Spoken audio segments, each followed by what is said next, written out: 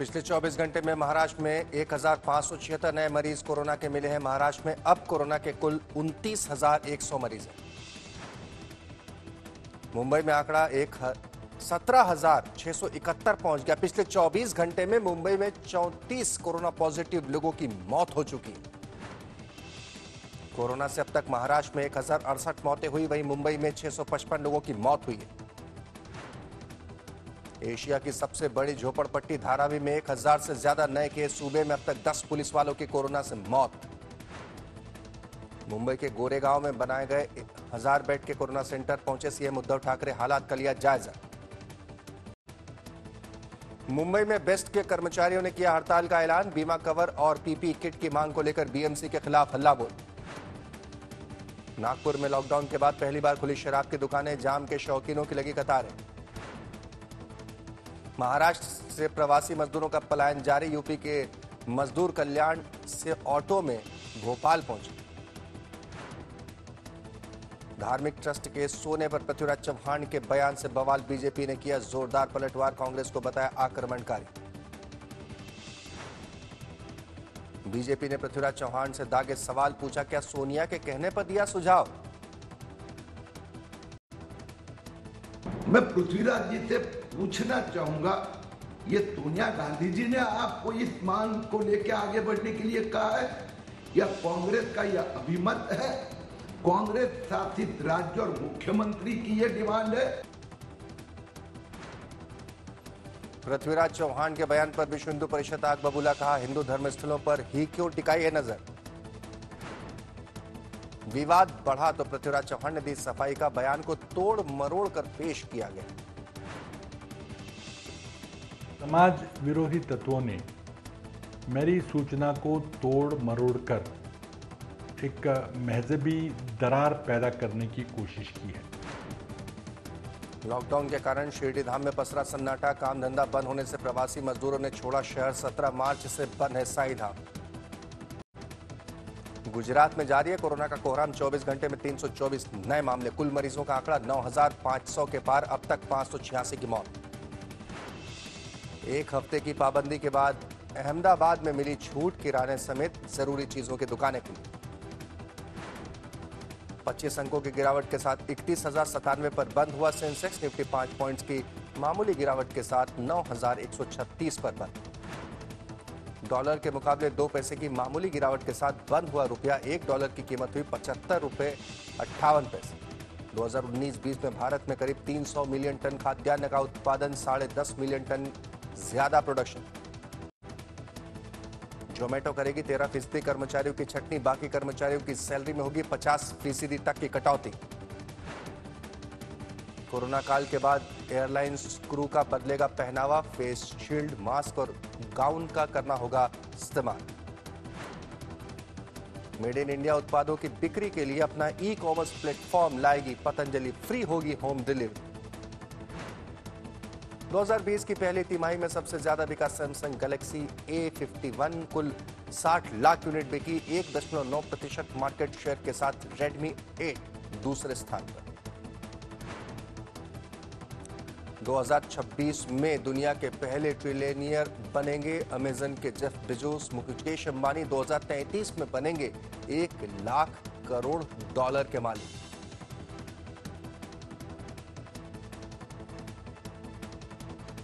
नमस्कार, मैं हूं भुवनेश सेंगर। आप देख रहे हैं मुंबई मेट्रो।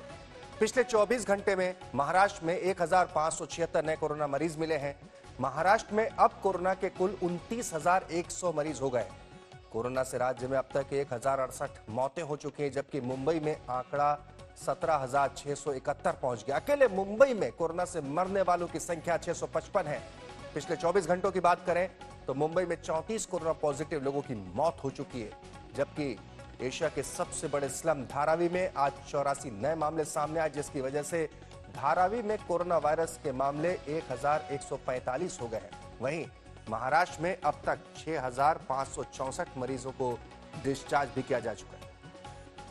धारावी में आज 84 नए मामले सामने आए, जिसकी वजह से धारावी में कोरोना वायरस के मामले 1,145 हो गए।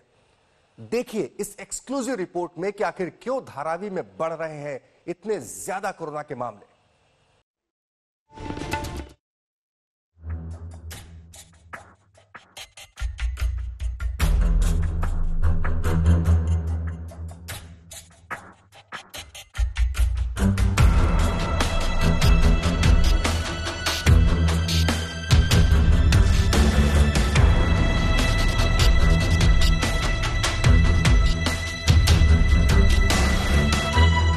मुंबई का धारावी, जी हां, एशिया की सबसे बड़ी झुग्गी बस्ती।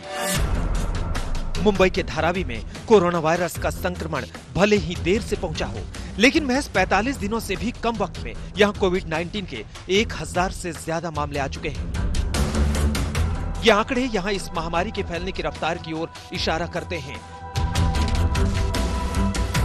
आज हम आपको धारावी के अंदर ले चलेंगे और दिखाएंगे कि धारावी में कोरोना के मरीज क्यों बढ़ रहे हैं। अभी तक आपने फिल्मों में धारावी को देखा होगा, लेकिन आज तक के रिपोर्टर साहिल जोशी आज धारावी की गलियों में गए और यह जानने समझने की कोशिश की कि आखिर धारावी के अंदर चल क्या रहा है, क्यों धारावी मुंबई का कोरोना का हॉटस्पॉट बन गया है।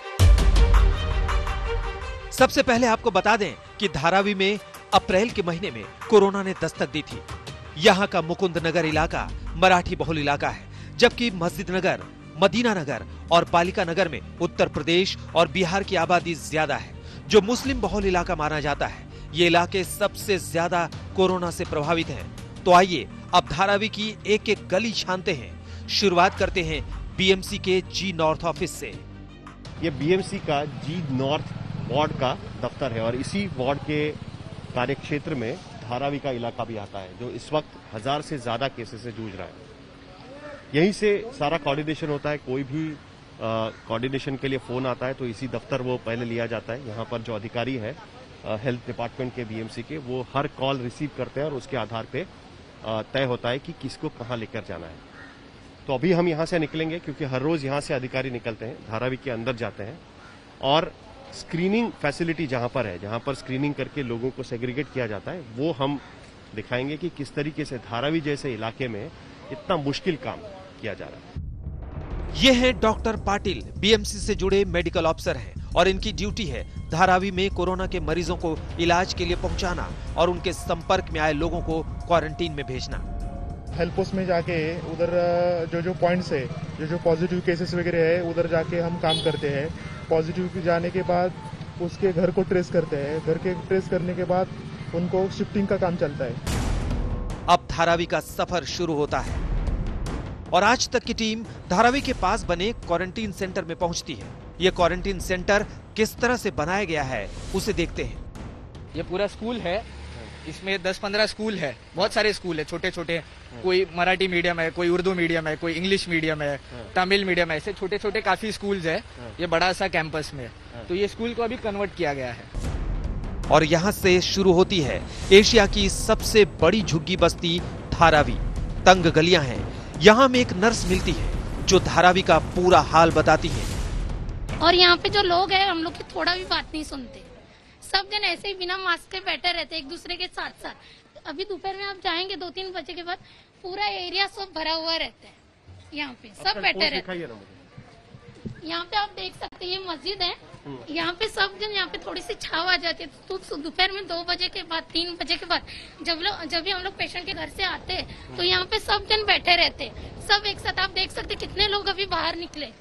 देखिए पूरा ये मैदान भरा हुआ रहता है, ग्राउंड यहाँ पे सब ग्राउंड, हाँ पूरा ग्राउंड भरा हुआ रहता है। यहाँ पे कोई हमारी बात नहीं सुनते, सब एक साथ आपस में बैठे रहते, बात करते रहते, यहाँ से पूरा वहाँ तक सब एक। अब आपको बता दें कि धारावी में करीब 65,000 की आबादी है और मेडिकल टीम रोजाना 100 परिवारों की स्कैनिंग कर रही है। आप देख सकते हैं कि आशा वर्कर किस तरह से चेकिंग के बाद हाथ पर मुहर लगा रही हैं। ये आपके हाथ पे जो लगा है उसका क्या मतलब है? ये मुझे नहीं पता, ये वो लगा दिए। आपको मालूम है आपको घर के अंदर ही रहना है, बाहर नहीं निकलना? तो मैं तो घर में ही हूँ। जब से चालू हुआ मैं घर से बाहर नहीं जा रहा। मैं जाता ही भी नहीं, आता भी नहीं। आज तक के रिपोर्टर साहिल जोशी धारावी के एक मेडिकल स्टोर पर भी पहुंचते हैं और वहां ये जानने की कोशिश करते हैं कि हर रोज कितने लोग मेडिकल स्टोर पर आ रहे हैं, उनकी क्या क्या परेशानियां हैं। हमारे यहाँ पर डेली का जो है 50% रहते हैं। हाँ 50% वो आते हैं, जनरल वीकनेस रहते हैं, फीवर, हल्का फीवर रहता है, कॉक्स वगैरह रहता है। लेकिन बाहर जहाँ भी जाते हैं तो कोई लेते नहीं उसको, तो हम लोग डिस्टेंस बना के रखते हैं, 3 फीट की दूरी पे रखते हैं उसको। धारावी में तंग गलियां हैं और यहाँ रहना भी अपने आप में एक चैलेंज है। ये धारावी है, यहाँ पर सोशल डिस्टेंसिंग के कोई मायने नहीं है और कोई रखना भी चाहे तब भी नहीं रख सकता। ये कोई प्लान्ड सेटलमेंट नहीं है कि जहाँ पर किसी प्लान तरीके से यहाँ पर चीजें बनाई गई है और इसीलिए ये आशा वर्कर्स को या हेल्थ वर्कर्स को यहाँ पर लोगों को बताना कि आप घर पे रहिए, ये काफी मुश्किल रहता है। और यह है धारावी का वो केंद्र जहां रोजाना तकरीबन 150 लोगों का खाना बांटा जा रहा है। कितने लोगों को खाना बांटते हैं? 150 आफ्टरनून में और नाइट में 150। और पैसा कहाँ से इकट्ठा करते हैं उसके? ये तो इतना दिन तो हम लोग कुछ संस्था से किए थे, पर अभी हम लोग को कोई ना कोई ऐसा मदद कर रहा है, हम लोग को भी खलास हो गया। यहाँ यूपी और बिहार के लोग हैं जिनका पेट इसी केंद्र से भर रहा है। लंबी लाइन लगती है, लेकिन अब ये लोग घर भी जाना चाहते हैं। हम लोग यहीं पे करते थे काम। और कारखाना बंद हो गया जी। और अभी चालू होने का कोई चांस वगैरह? अभी कोई चांस नहीं है। तो हम यही रहेंगे कि जाना चाहते हैं? नहीं, हम लोग फॉर्म भर के दिए हैं, फॉर्म पास हो जाएगा तो हम लोग वहाँ पे आ रहे हैं। ये अभी 5-6 रोज पहले बंद है। जब तक लॉकडाउन में कुछ होगा तभी तो कुछ नहीं होने वाला है। यहाँ से मैं डेली खाना लेके जाता हूँ। तो आप गांव वापस जाना चाहते हैं कि रुकेंगे यहीं पर? नहीं, वापस जाना तो चाहता हूँ। वापस जाना चाहते हैं? जी, जाना चाहिए। और अब आपको धारावी की ऐसी तस्वीर दिखाते हैं जो यहाँ की पहचान है। जी हाँ, एक एक कमरे में 10-10 लोग कैसे रहते हैं, काम करते हैं, वहीं सोते हैं। तो धारावी का घर करीब करीब इस तरीके से होता है। ये जो घर है ये आप देख सकते हैं कि ये सारे मजदूर यहाँ पर रहते हैं और यहाँ पर इनका पर्स बनाने का काम चलता है, एक फैक्ट्री चलती है यहाँ पर। और इतने सारे मजदूर मैं अगर काउंट करूँ तो कम से कम 10-15 हो जाएंगे। अभी नीचे भी रहते हैं, वो में तो ऊपर आ गए हैं, नीचे वाले हैं। नीचे भी रहते हैं कुछ लोग यहाँ से चले भी गए अब तक। एक छोटा सा बाथरूम है सबके लिए, कोई किचन आप नहीं देख सकते, इसके लिए सबको दिक्कत हो रही है। ये धारावी की कहानी है और आप इस ग्राउंड रिपोर्ट से समझ सकते हैं कि धारावी में कोरोना क्यों चैलेंज बना हुआ है। साहिल जोशी, मुंबई आज तक। कोरोना काल में बात उस सियासी बवाल के जिसके निशान धार्मिक स्थल की दान पेटी तक पहुंच गए। महाराष्ट्र के पूर्व मुख्यमंत्री पृथ्वीराज चौहान के धार्मिक ट्रस्ट से सोना लेकर देश को उबारने की बात पर बवाल खड़ा हो गया। बीजेपी ने पूछा, पृथ्वीराज चौहान सिर्फ मंदिरों की बात क्यों कर रहे हैं? क्या कांग्रेस की भी यही सोच है?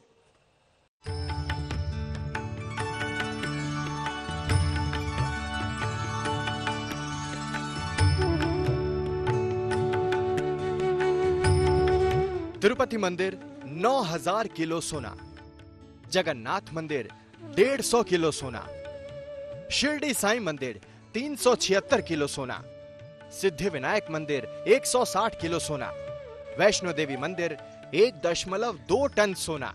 ये आंकड़े जानकर आपके होश उड़ गए होंगे, लेकिन ये 100% सच है। देश के मंदिरों में ऐसे ही सोने की बारिश होती है।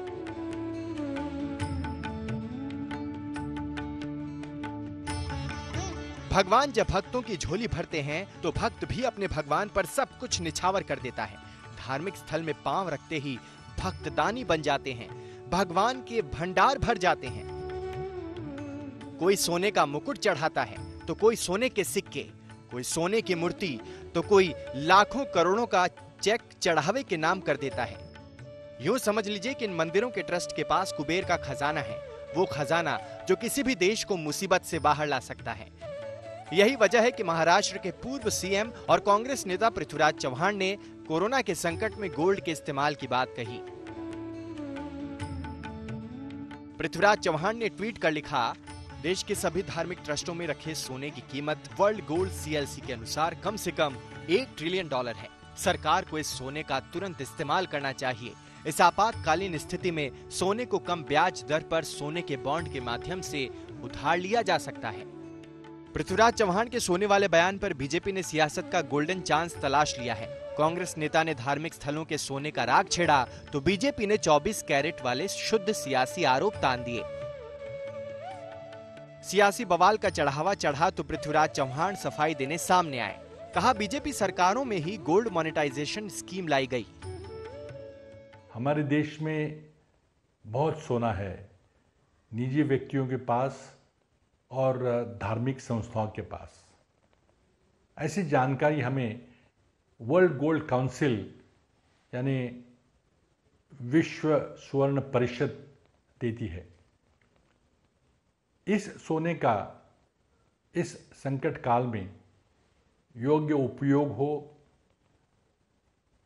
इसी भावना से मैंने ये सूचना की। कांग्रेस नेता पृथ्वीराज चौहान ने ये मांग की है कि मंदिरों का सोना सरकार ने लेना चाहिए। मैं पृथ्वीराज जी से पूछना चाहूंगा, ये सोनिया गांधी जी ने आपको इस मांग को लेकर आगे बढ़ने के लिए कहा है या कांग्रेस का यह अभिमत है? कांग्रेस शासित राज्य और मुख्यमंत्री की यह डिमांड है? धार्मिक स्थलों के भंडार से देश के उद्धार की बात पहले भी उठ चुकी है, लेकिन कोरोना काल में इस मांग पर सियासत का चढ़ावा चढ़ गया है। आज तक ब्यूरो। महाराष्ट्र जहां कोरोना की मार से बेहाल है, वहीं पालघर का मामला भी फिर से गर्मा गया है। साधुओं की मॉब लिंचिंग मामले में केस लड़ने वाले वकील के सहायक की हादसे में मौत हो गई। अब सवाल उठ रहे हैं कि यह महज हादसा है या फिर कुछ और।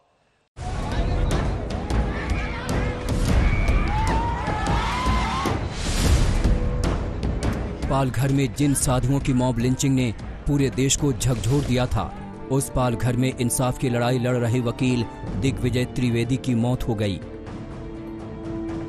बताया जा रहा है कि साधु मॉब लिंचिंग हत्याकांड मामले में संतों की तरफ से केस लड़ रहे दिग्विजय रोज की तरह कोर्ट गाड़ी से रवाना हुए, जहां मुंबई अहमदाबाद हाईवे पर कार ने नियंत्रण खो दिया और वो डिवाइडर से जा टकराई, जिसमें दिग्विजय त्रिवेदी की मौत हो गई, जबकि महिला वकील घायल है।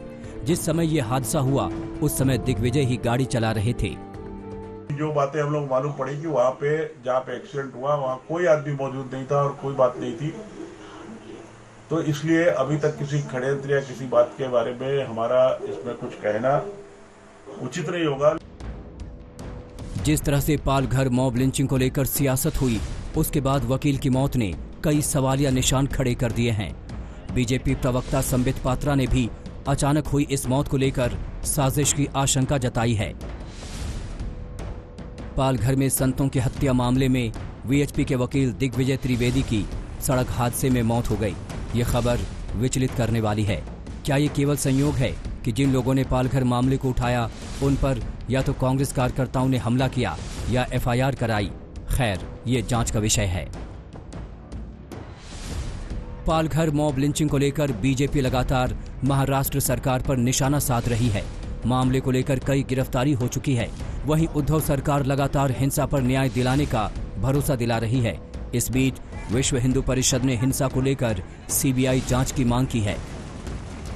महाअघाड़ी सरकार को चेतावनी देता हूं कि तुरंत उस मामले की जांच करें और सीबीआई के द्वारा जांच की जानी चाहिए, क्योंकि कभी खुद की जांच कोई नहीं कर सकता।